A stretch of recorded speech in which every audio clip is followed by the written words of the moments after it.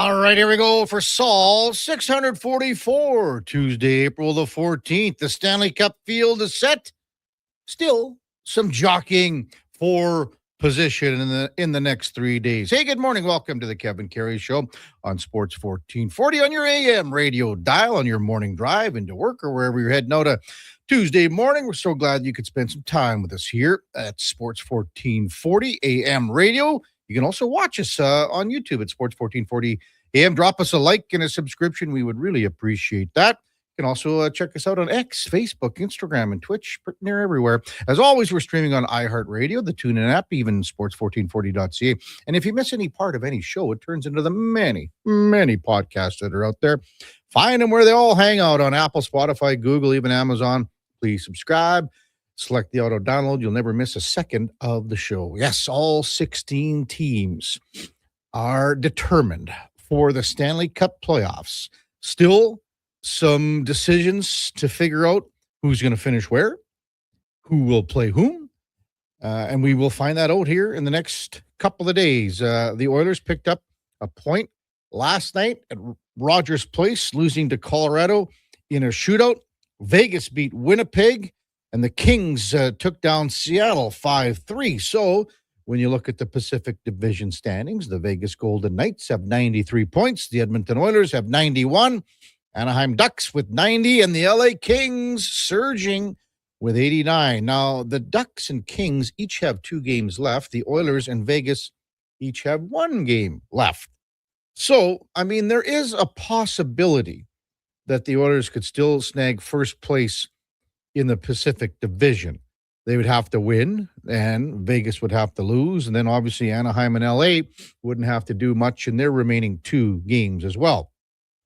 So there's a possibility. I think more so the Oilers would, to be in the number 2 hole, at least you get home ice in the first round, and you could be playing Anaheim, you could be playing LA still. You never know, because things still have to be decided out west.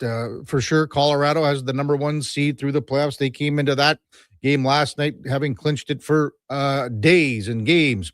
The Stars will take on the Wild. We know that. Dallas has home ice. So Vegas needs 1 more point to clinch the Pacific, and the number 2 seed Oilers, Ducks, Mammoth, and the Kings will have the determination of the rest of the playoff spots. But Vegas is sitting in the driver's seat right now with 93 points after their win over the pitiful Winnipeg Jets. How can the Jets give up 13 goals in their last 2 games trying to fight for a playoff spot?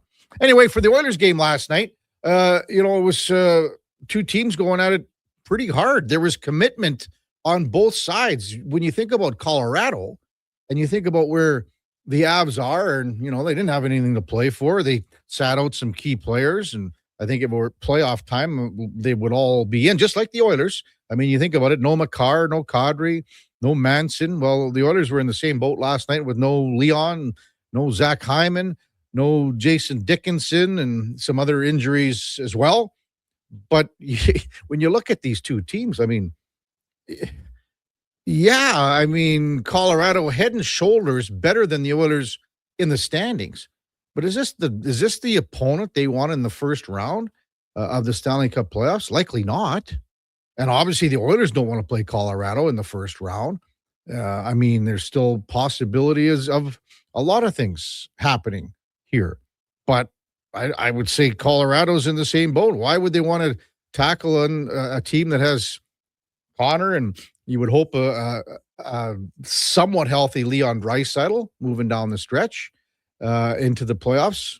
That's the last opponent they would want in the opening round.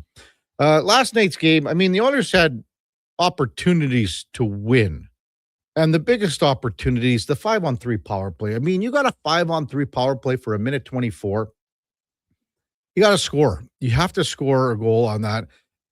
With the situation being what it is, tie game, you got the number 1 power play unit in the league. Yes, no Connor, no Leon, and no Zach Hyman against the number 1 PK in the league. So the Oilers were pretty good on the penalty kill themselves, killing off 4 penalties that Colorado had power play opportunities. One thing that's got to stop is these too many men on the ice penalties. Man, oh man, that's 3 in the last 3 games. They had 2 against San Jose, another one last night. Those got to stop. I mean, those are easy penalties not to take, and you got to be focused. You got to know who your man is. You got to know exactly what's going on as far as the shift, the change.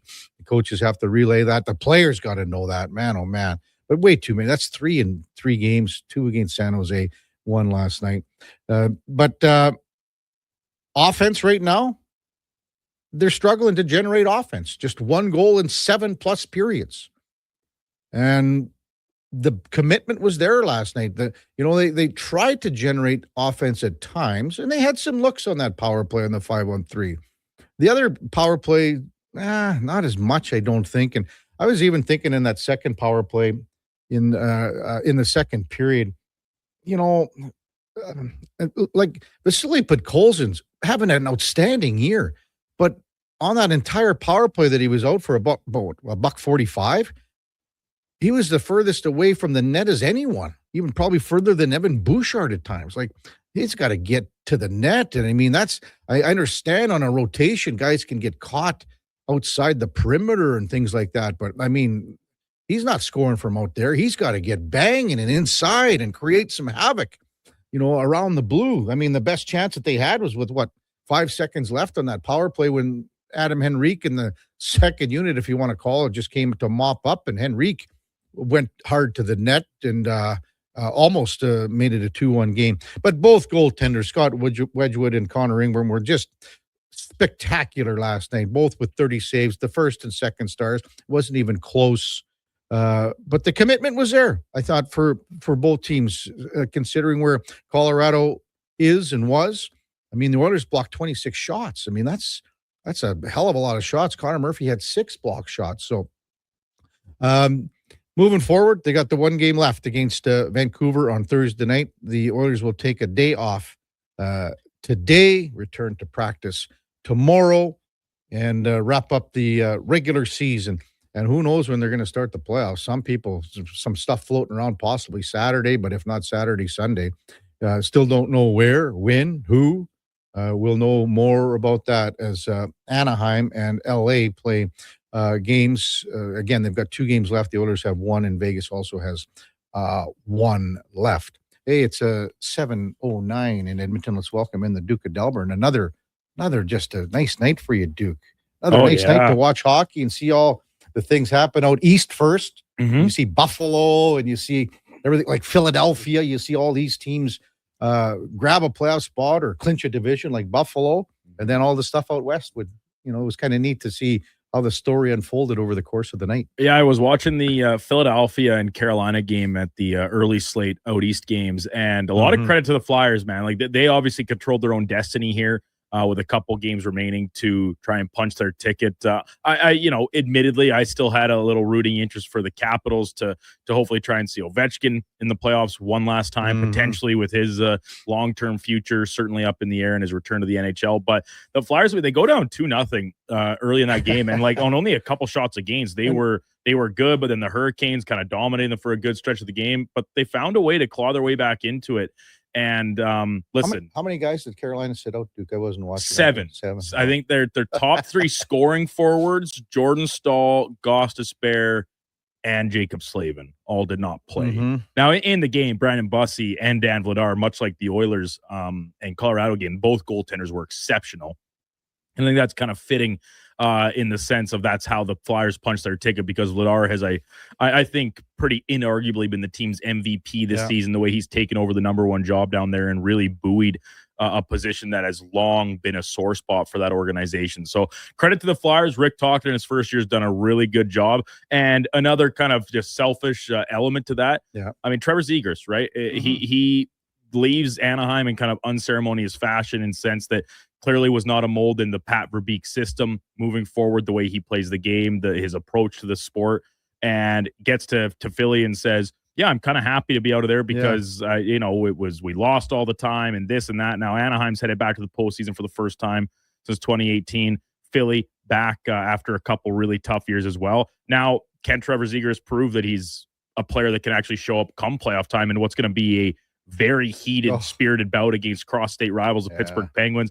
Can the Penguins, right, with this seasoned trio of Malkin, Crosby, and Chris Letang, amongst many others, of course, now make a little push here and get into a second or third round spot in the Eastern Conference. Everything's shaping up to be really spectacular, Kevin. Then obviously concluding, at least from my viewing last night with the Oilers Avalanche game, it was a good hockey game to watch, and both teams kind of left it all out there. You feel a little bit for Connor Ingram, and you saw his frustration after giving up 3 straight in the shootout. He was excellent all night, but then you watch the 3 goals that get scored against him, and you say, what do you want a guy to do? Yeah. I mean, goodness sakes, that was quite the display of skill from both sides. I thought over the course of the skills competition that is the shootout. Well, both goalies stopped 60 shots between the two of them, and then 5 out of 6 go in the shootout. Yeah, right. You know, and I mean that tells you the talent that's out there.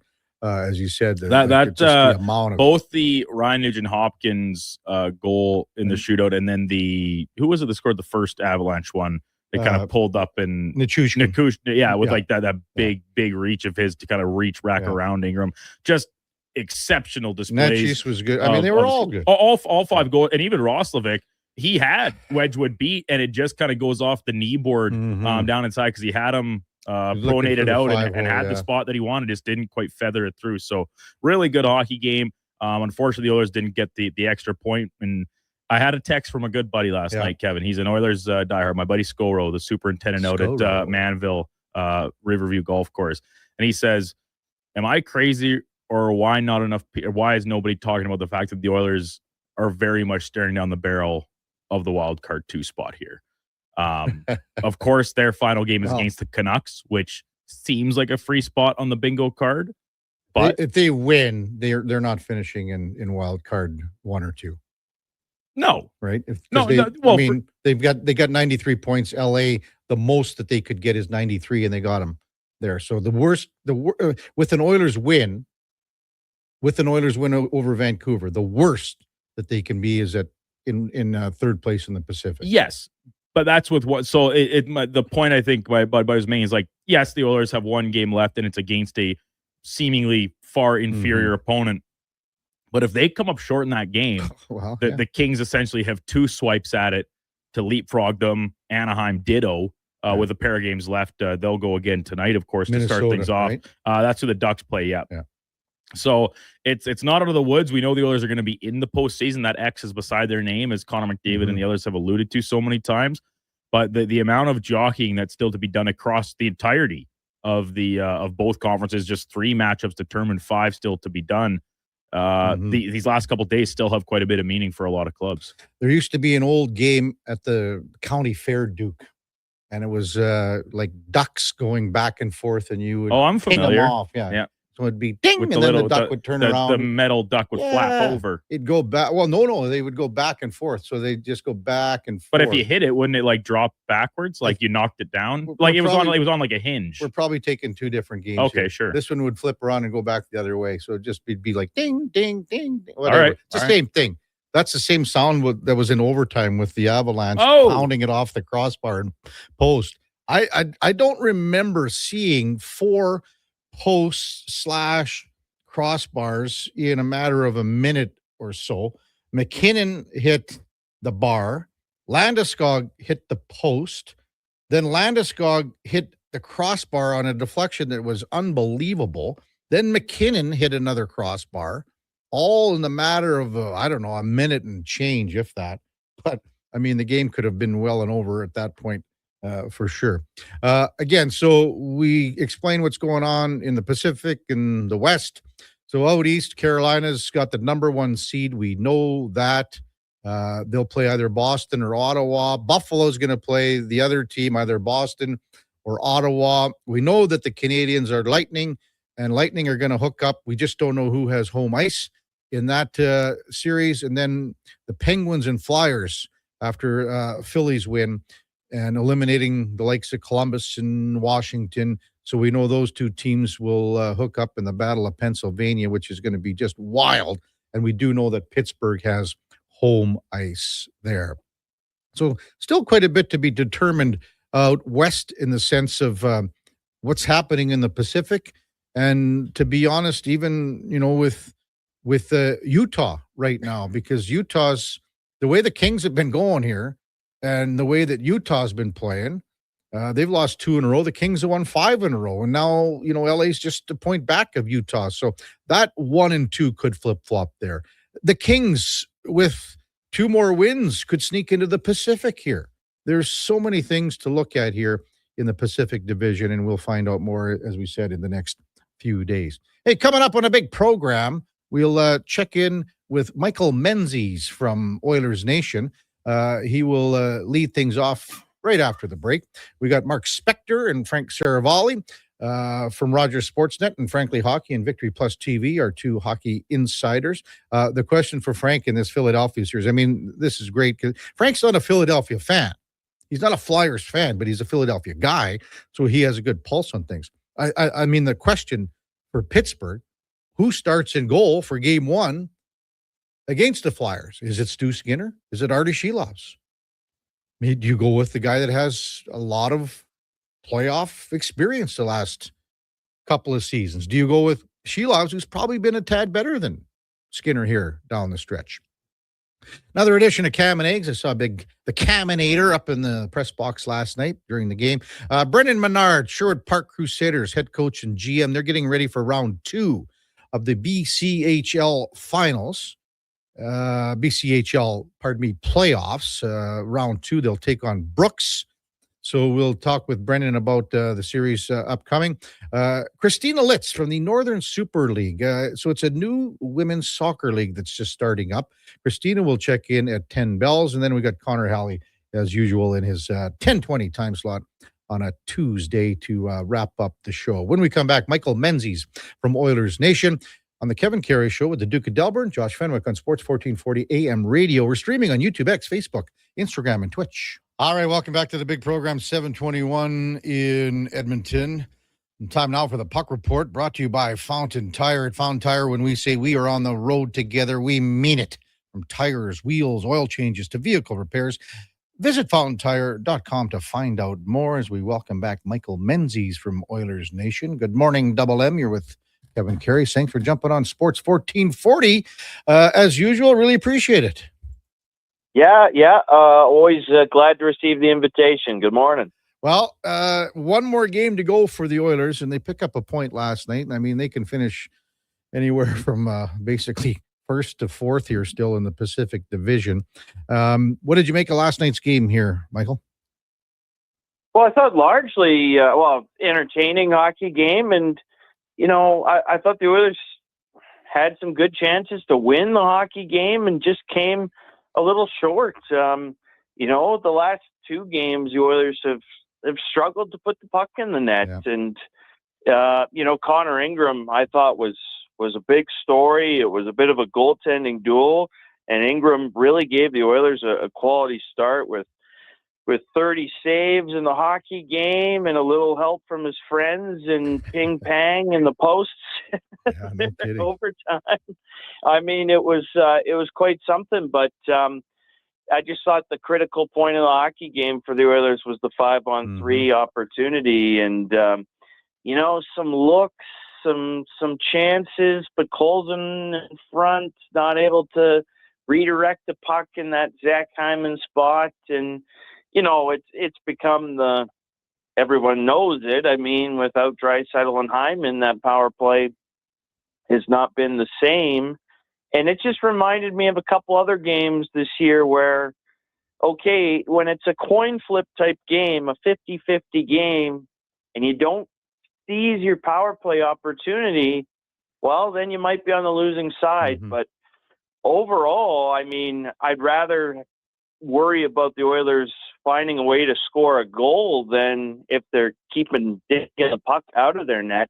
Yeah. And in the last 2 games, they've only given up 2. So that's not too bad. Well, that's the whole thing here, Michael. For how many years, months, games we've been talking about this team, it's more about keeping the puck out of the net. They're doing that now. And then when you get the cavalry coming in as Zach Hyman and hopefully sooner than later in a Leon Draisaitl, that should come together, no?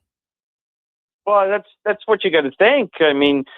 Those are some significant pieces. And because the injuries have just come, they've been staggered and they've come to each different line. You can even look at it with Dickinson going out. And that's what makes their forward group, I think, so interesting about how, Chris Knobloch chooses to approach it heading into the playoffs, but also who's available. I mean, we had seen Dickinson since he'd come in. Mm-hmm. Okay, the Oilers can go and play more matchup with a third line, let's say, and look for those opportunities.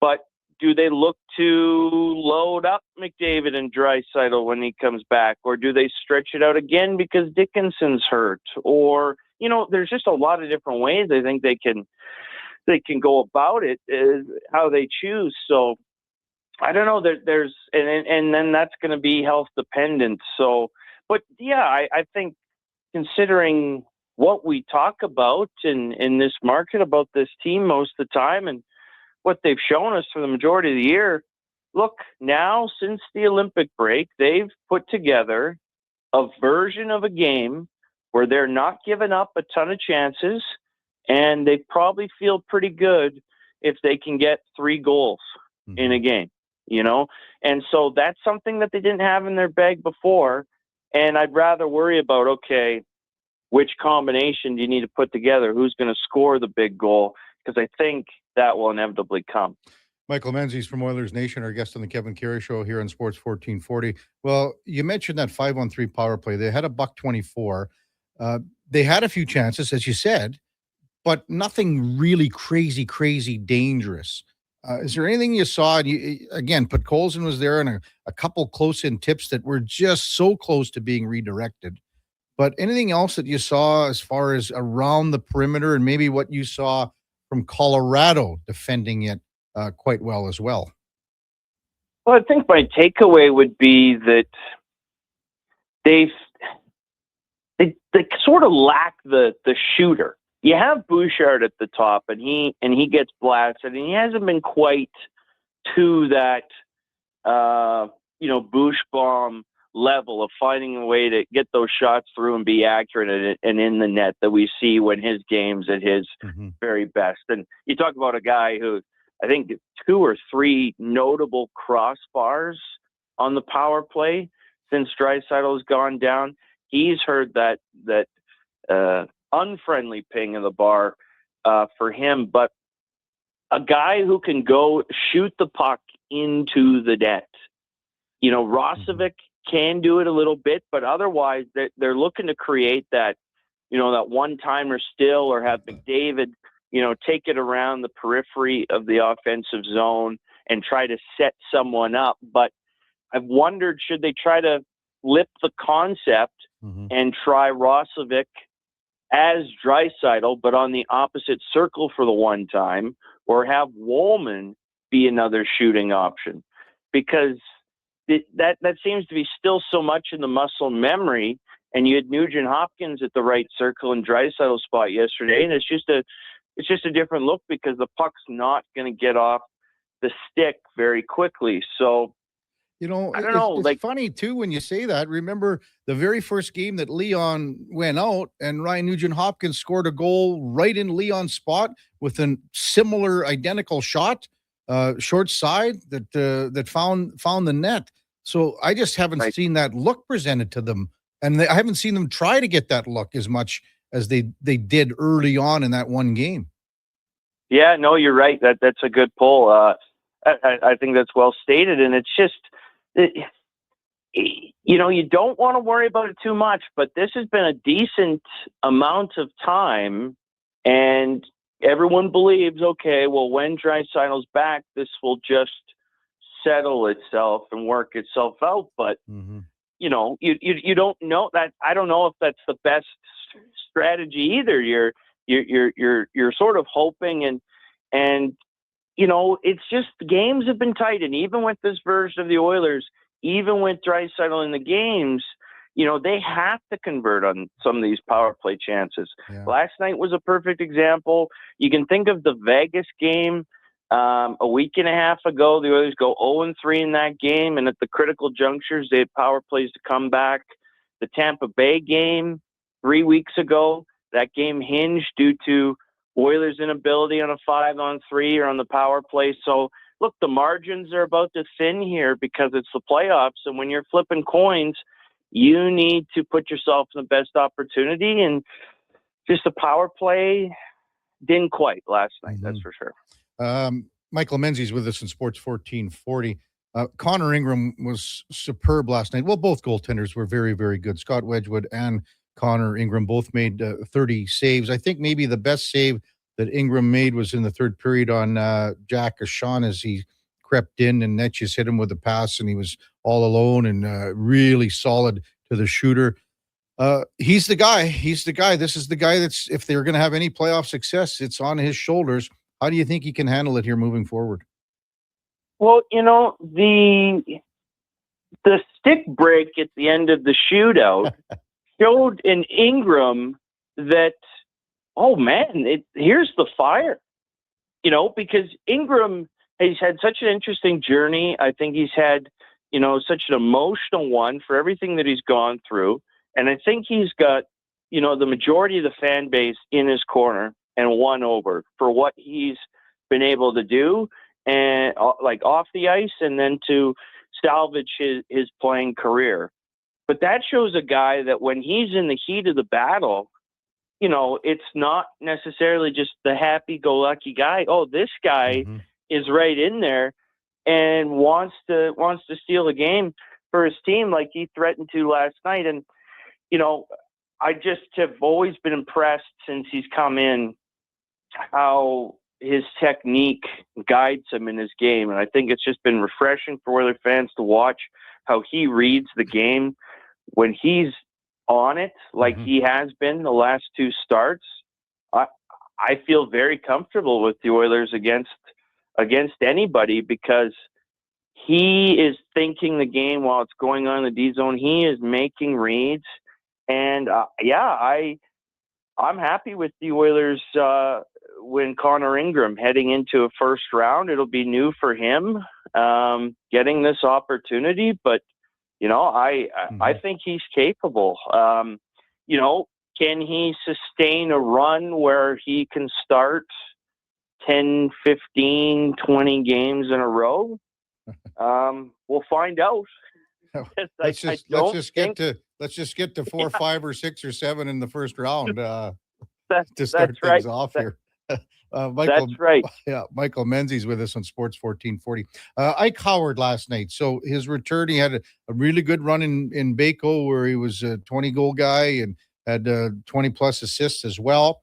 His first couple of shifts, he had the jump. You knew that he was going to have it because the adrenaline was flowing. He had a couple of opportunities, had a tip from a Murphy shot that resulted in an opportunity. I thought his game pulled back, though, after. And for him, it's about the battles along the boards. And like when you compare him to a Savoy, when you battle along the boards and have those one-on-one battles, what are you seeing, Michael? Yeah, it's just that consistency throughout the game. And his play, Howard's got a lot of skill and he can play with the puck. That's what gets, fans excited. That's what gets him a Hobey Baker Award. But the play without the puck is what will determine whether, you're a good NHLer or not. So that's the case for so many. I don't know what the stat is that you play maybe 10 to 15% of your total game with the puck, for NHLers or anybody at any level. So you got to figure out how to play without it. And I think that's still coming. I thought Howard, I don't think Howard played a shift in the last 14 minutes of the game. And then I guess had 5 more minutes of overtime. Well, I don't thought, you think at that point too, the coach is going with guys that he trusts, he believes, right? So, Yeah, I just, a shift, 2 shifts in a tie game where the Oilers were, hadn't gotten a goal that wasn't Connor McDavid's in the last 2 games. Maybe that could be a difference too. I'm not saying play the wheels off him. I'm just saying, a shift here or there. But Knobloch's the coach. Howard's got to earn his trust. I think there could have been a bit more opportunity there, considering where the Oilers are. But Howard has to seize it when he gets the opportunity. And I still thought there were more good things than bad. But is he an option here in the postseason?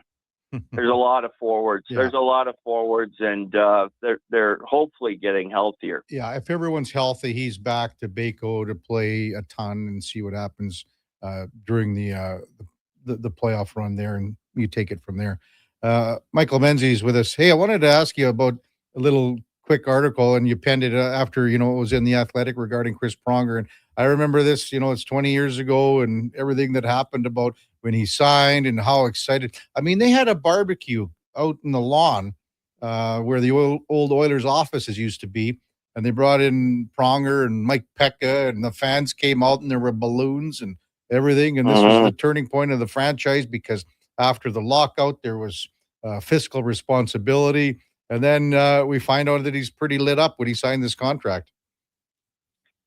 Do you believe that? No, I believe that's how it went down. See, I think that after 20 years, I think a yarn gets spinned a little differently. Yeah. Like, how do you remember some things, and then on the other hand, he's saying like he's had about, what did he say, copious amounts of booze, or no, a plethora of alcoholic beverages. Yes. A plethora. So that has a different meanings to different people. Yeah. I think that the story seems pretty streamlined. That within a couple hours, not only does he learn of the trade, they stop at a bookstore. Yeah, like that's try to get a book on Edmonton. Like, what you're leaving a party and you've had a plethora, and you better pick up a book here at a bookstore about Edmonton. Yeah. So they're stopping at bookstores, but it doesn't, like, that's the part that doesn't quite make sense to me. Is okay, we're going to continue negotiating. It's 2 a.m, and my agent is advising me and saying, "Oh, well, your word is gospel at this moment. We're not going to revisit it. There's no wiggle room here." Well, that's the part that you better get a new agent if you're signing a contract at 2 a.m. after a plethora. Yeah. That doesn't quite wash for me. Something stinky here. Well, and the book comes out today. Mm-hmm. It'll be coming to my my doorstep here today at some point, because a lot of Oiler fans were very curious about what's he going to say about Edmonton. And then Pronger scoops himself in The Athletic yesterday and releases probably what has the most juice to it, or the most drama the day before. For Edmonton fans, yeah. And I this whole thing has kind of smelled of a bit of a political campaign where, okay, the candidate is publishing a book on the way to a leadership position. Like, it feels to me Pronger wants a management job, or this will suit himself for that bid, and he's made all the rounds on the hockey podcast and the shows and everything else. And if I had a plethora amount of booze, I don't think I'd be stopping at a bookstore on the way home from this party to find out what Edmonton's all about. Doesn't make sense. A plethora. A plethora. Yeah. Hey. Yeah. So we'll see if anything else, juicy comes out of the book. I tend to think probably not. But, Pronger said a few years ago on Spit and Chicklets that he was sold a bill of goods by Edmonton, and it didn't come through. And I don't know what that meant. He never elaborated on what that meant. And I don't know, we're left to wonder. In a cup final. I don't know how much closer he thought he was going to get here, but whatever. That's 20 years ago, and whatever. Hey, I wanted to ask you just a quick one about the AJ final, semifinal, I guess it would be, with Whitecourt and Grand Prairie. So being the play-by-play guy for Bonnyville, you know these two teams quite well. What is it, 3-3, Whitecourt and Grand Prairie? Yeah, Game 7 tonight for the North Final. And, I mean, you could argue this is like the de facto final. I mean, these have been the league's two strongest teams throughout the course of the season. And, the South in the AJHL has kind of been like the NHL specific where it's been a little weaker compared to the North. But Canmore's already through, and they've been waiting for a little while here to determine. And it's been a back and forth series between Whitecourt and Grand Prairie. So, the Wolverines, they get home ice here. They've gotten good goaltending from Elliot Pratt, but Pratt had a tough game in Game 6. Winner take all. I slightly lean to Grand Prairie in terms of who I expect. They beat Whitecourt last year in this North Final in 4 straight, but Whitecourt's been able to play with speed and pace in a better way than I think they have in these challenges the last couple of years. So, they've had a terrific record. Sean Martins ran a good program there for Whitecourt, and Grand Prairie, they're looking to avenge a loss in the AJHL final last year and punch their ticket again. So it'll be interesting up in Whitecourt at JDA Place what goes on. But definitely the most compelling series and the one with the 2 best teams in the league going forward. Mike, good stuff. We'll talk to you later. Enjoy the stretch run here a few more days, and then round 1 of the Stanley Cup playoffs. Take care, man. Yeah, it's arrived. We're excited. That's for sure. Thanks so much, Kevin. All right, Michael Menzies from Oilersnation and the Puck Report, brought to you by Fountain Tire. We got one thing on your mind and our mind as well. It's your vehicle. Visit fountaintire.com to book your appointment today. Text 833-401-1440. My buddy Blair comes in, or as I like to call him, Cosmo. Pronger had 20 years to come up with that excuse. That's like someone picking the Jets would make the playoffs several months ago. Yeah, the Jets run came to an end last night. So disappointing to see how they performed. Saturday, I guess, even more so. Losing, 7-1, then 6-2 last night. Not enough. Hey, this is the first time in 10 years plus that the President's Trophy winner and the defending Stanley Cup champion are not in the playoffs. The Kings and Bruins in 2014, 2015, and now obviously the Jets and the Florida Panthers. When we come back, hey, we're going to hear from Connor Ingram, maybe some others from the Oilers inside the locker room following last night's 2-1 shootout loss to the Avalanche. It's a Kevin Carey Show with the Duke of Delburn. Josh Fenwick on Sports 1440 AM radio. We're streaming on YouTube, X, Facebook, Instagram, and Twitch.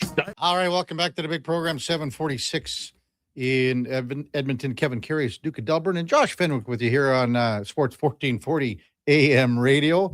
We're streaming on YouTube, X, Facebook, Instagram, and Twitch. Oilers lose to Colorado last night 2-1, gives them 91 points. Vegas with the 2-point victory over the Winnipeg Jets goes to 93. The Kings beat Seattle last night 5-3. LA's at 89. Anaheim's at 90. The Ducks play Minnesota tonight. Both the Ducks and the Kings have 2 games remaining. The Golden Knights and Oilers have 1 game remaining. Everything wide open in the Pacific Division as far as placement goes moving in to the Stanley Cup playoffs. All 16 teams have been set for the big dance. Hey, Connor Ingram was great last night. Both goalies were very impressive. Scott Wedgwood, too. Both had 30 saves. For Ingram, that was his 16th game of the season with a save percentage of .900 or higher.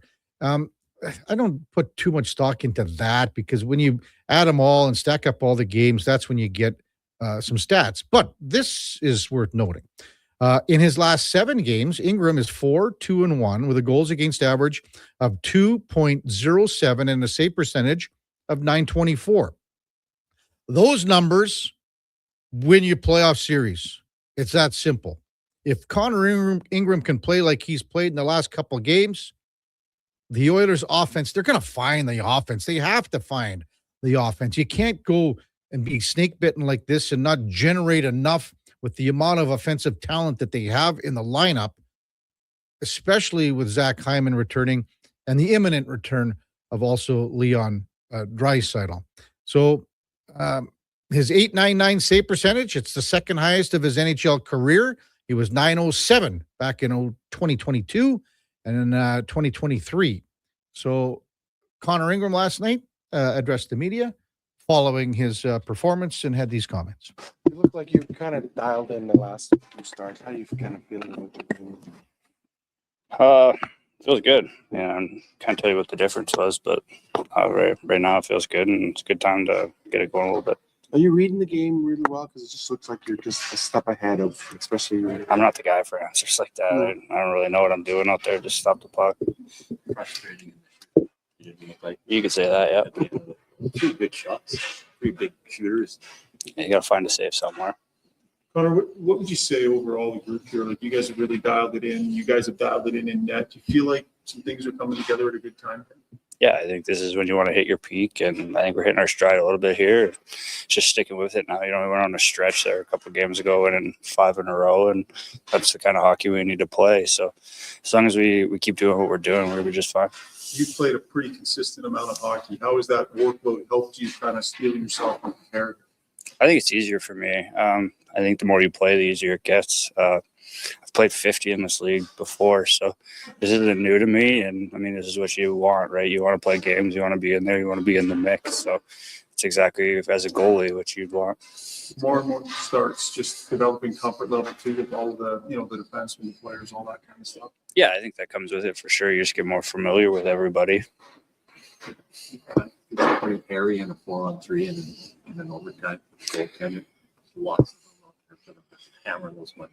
Yeah, there is. I thought we did a great job, though. Nothing really through the seams, and even when they did, they put it back to the top, which, I mean, shows we're in good spots. And Murph and Doc are putting it on the line to make sure those don't get to the net. So I don't think any did. The only ones were just McKinnon walking down the hill there, which I can see. So I think we'll take that for sure. So it looks like there's a good chance game you two will be pretty meaningful. You guys are in the playoffs, but it's still going to be a game that counts. Is that heading into the playoffs? Is it good to have an important game right at the end as opposed to? I mean, we're professional athletes. I mean, I guess I speak for myself, but I don't like losing, no matter if it matters or if it doesn't. I think you're going to get a full effort out of everybody. This is what we do for a living. So there's honor, there's integrity about it. And I think even if it didn't matter, you're going to get a full effort.